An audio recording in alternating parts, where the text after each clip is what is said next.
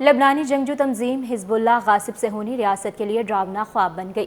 شمالی اسرائیل میں حزب اللہ کے 2 مختلف راکٹ حملوں میں 7 افراد ہلاک اور متعدد زخمی ہو گئے۔ اسرائیلی حکام کے مطابق یہ حملہ جمعرات کو ہوا اور اسے کئی مہینوں سے جاری جنگ کے سب سے جان لیوا حملوں میں سے ایک قرار دیا گیا ہے۔ اسرائیل کے وزیر خارجہ کاٹس کا کہنا ہے کہ لبنان کے سرحد پر واقع ایک قصبے میٹولا کے قریب راکٹ گرنے سے ایک اسرائیلی کسان اور 4 غیر ملکی زرعی کارکن ہلاک ہوئے۔ اس کے بعد ساحلی شہر حیفا کے مضافات میں قبط صافق کے قریب زیتون کے ایک باغ میں ایک اسرائیلی خاتون اور اس کا بیٹا راکٹ حملے میں ہلاک ہوئے۔ حزب اللہ کی جانب سے جاری بیان میں کہا گیا ہے کہ انہوں نے حیفا کے شمال میں کریوت کے علاقے اور لبنانی قصبے خیام کے جنوب میں اسرائیلی افواج کو نشانہ بنایا اور متعدد راکٹ داغے۔ اسرائیلی فوج کا کہنا ہے کہ دوپہر کے وقت مغربی گلیل کے علاقے کے علاوہ وسطی گلیل اور بالائی گلیل کی طرف کل 55 میزائل داغے گئے ہیں۔ بیان میں مزید کہا گیا کہ کچھ میزائلوں کو فضا میں ہی روک لیا گیا تھا، تاہم کئی میزائل اسرائیلی علاقوں میں گرے جس سے بھاری جانی اور مالی نقصان کا سامنا کرنا پڑا۔ اسرائیلی حکام کا کہنا ہے کہ شمالی اسرائیل اور مقبوضہ گولان کی پہاڑیوں میں حزب اللہ کے راکٹ، ڈرون اور میزائل حملوں میں اب تک 60 سے زائد افراد ہلاک ہو چکے ہیں۔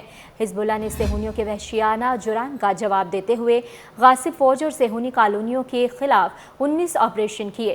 حزب اللہ کے وار میڈیا کے اعلان کے مطابق 5 کارروائیاں الخیام کالونی کے جنوب مشرق اور جنوب مشرق میں کی گئیں، جہاں صہیونی فوجی جمع ہوئے تھے۔ 3 اور کارروائیاں جل العلام صہیونی چھاؤنی اور معلوت ترشیحہ اور کفر فرادیم کالونیوں میں انجام دی گئی ہیں۔ اس کے علاوہ کفر جلادی، دلتون، المنارہ اور زرعیت پر متعدد ڈرون طیاروں اور راکٹوں سے حملہ کیا گیا۔ حزب اللہ نے اس کے علاوہ اسرائیل کی راس الناقورہ نیول بیس پر بھی کئی میزائل داغے، جہاں غاصب فوجیوں کی متعدد ٹکڑیاں موجود تھیں۔ بیت الحلل، شراغہ اور زرعیت پر بھی حزب اللہ کے جوانوں نے تابڑتوڑ حملے کیے اور صہیونیوں کو بھاری نقصان پہنچایا۔ الخیام کالونی کے قریب صہیونیوں کا ایک اور مرکاوا ٹینک اس کے آپریٹر اور اندر موجود صہیونی فوجیوں کے ساتھ نظر آتش ہوا۔ حزب اللہ نے لبنان کے مرجیون علاقے میں غاصب اسرائیلی فوج کے ایک اور ہرمس 900 ڈرون طیارے کو زمین سے فضا میں مار کرنے والے میزائل سے نشانہ بنایا، جبکہ قریات شمونا کالونی پر بھی حزب اللہ نے راکٹوں سے حملہ کیا۔ حزب اللہ نے بدھ کے روز بھی متعدد صہیونی چھاؤنیوں کو ڈرون طیاروں اور میزائلوں سے نشانہ بنایا تھا۔ رپورٹ کے مطابق حزب اللہ نے خیبر کارروائی کے تحت صہیونیوں کے عین شمر ایئر ڈیفنس مرکز اور الخزیرہ ڈویژن کے مرکز پر میزائلوں اور ڈرون طیاروں سے حملہ کیا۔ حزب اللہ نے حیفا کے قریب واقع الیاقیم فوجی اڈے، اقا مقبوضہ علاقے میں واقع شراغہ فوجی مرکز پر شدید گولہ باری کی اور اپنے اہداف کو تباہ کیا۔ اس کے علاوہ حزب اللہ کے ڈرون طیارے طویل مدت تک مقبوضہ سرزمینوں کی فضا میں اڑتے رہے، تاہم صہیونی فوج انہیں ڈھونڈنے اور مار گرانے میں ناکام رہی۔ حزب اللہ کے 5 ڈرون طیاروں نے صہیونیوں کی متعدد فضائی دفاعی تہوں کو پار کر لیا تھا۔